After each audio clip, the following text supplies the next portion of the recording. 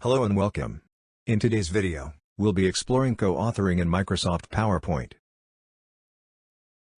In the real world, an author is a writer of a book, article, document, or any piece of writing. A co-author is a person who has made a significant contribution to the author's work. Both author and co-author work on the same piece.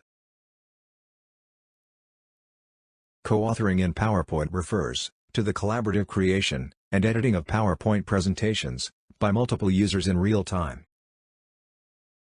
Multiple users can work on the same document at any time, from any location, and without interfering with each other's changes.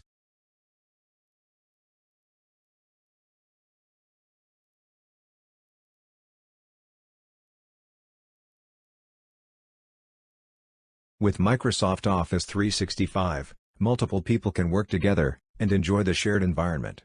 For Microsoft Word documents, Excel spreadsheets, or PowerPoint presentations, seamlessly. Let's see the demo to understand the concept.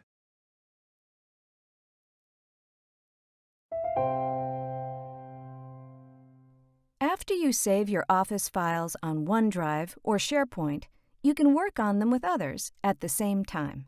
It's called co-authoring, and you can do it right within Word, Excel, and PowerPoint. Just select Share in the top right corner. Depending on where you saved your file, you'll either see the Share pane or the Send Link dialog box. In either case, just enter the email addresses of the people you'd like to work on your file with. Or if you have their contact info stored in your address book, just enter their names. Include a short message if you want, then select Send. After you share a file with others, you all can edit it at the same time. No one will get locked out.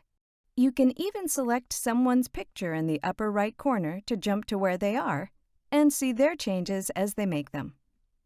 Plus, everything is saved automatically. That's it. Co-authoring Office files has never been easier.